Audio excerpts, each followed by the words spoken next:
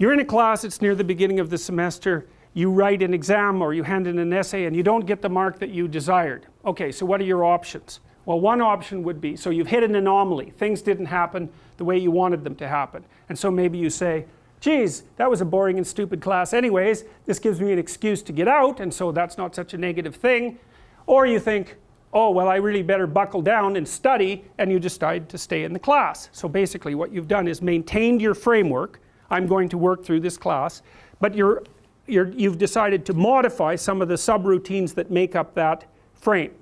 You say, well, I should study more next time, or I have to prioritize this class compared to other classes. So it's a micro alteration within the overarching framework. But another thing you can do is say, to hell with the class, I'll just drop it. And so the advantage to that is problem gone. The disadvantage is, well, now you have a different problem, which is, okay, fine, you drop the class, do you have another class that you can replace it with? Is that a good way of dealing with a micro failure, you know, to move up a level of analysis and throw out the whole frame? Because you could also say, well, maybe I should just drop out of university and maybe I should go hang myself, you know. Well, it's the same line of logic, it's just taken up to a higher degree of abstraction. And so generally speaking, you don't want to solve a problem by moving up a level and wiping out the frame within which the problem was experienced. You want to do that carefully, because in principle the frame that you were working within you'd already assigned value to it and worked at it. You've already invested in it. It's a big sacrifice to blow out the whole frame.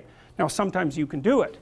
So anyways, what happens is, well, you get the bad grade and you're upset about it, and so you've been plunged from your happy, satiated state, let's say, into a state of relative chaos. And the chaos is, oh, I hit an obstacle, I didn't expect it, and now I don't know what to do. And so what does it mean to not know what to do? Well, it can mean I need to study harder. It can mean I should drop this course. It can mean I should major in a different subject. It could mean maybe I shouldn't be in university. It could mean maybe my future plans have been formulated badly. It can mean my future plans have been formulated badly because I don't understand myself very well and I've been telling lies about my past, right? The thing can really expand on you. And that's what the chaotic domain is. That's the remanifestation of those things that you had considered irrelevant, right? Because when you go to pick up the exam, you've got your identity as a competent student intact. You're not questioning whether you should be in the course or whether you should be in that major or whether you should be in university. None of that. That's all in the implicitly accepted category. And as soon as the anomalous event emerges, all of those things that you had rendered axiomatic start to become questionable. And that's like the shark coming up from the depths to pull you down. And that's the classic way of representing that and of symbolizing it. That's Jonah and the whale, for example.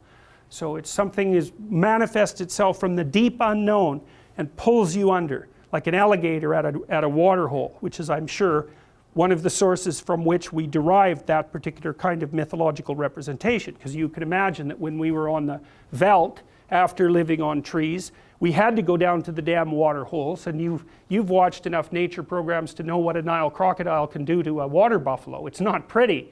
And so to go down to the water, the chaotic water, and the source of all life as well, right, is to risk an encounter with the terrible thing that lurks in the depths. And so we use that as a central metaphor for mapping the sorts of things that happen to us in a much more abstract space. And you know that because one of the things you're going to do, let's say that the professor, there's a professor obviously who gave you the bad grade. Okay, so one logical presupposition is that you're in some sense insufficient in relationship to the course. But another logical and instantaneous categorization is to throw that person into the category of malevolent predator. And you'll do that by becoming upset and cursing the person in your imagination.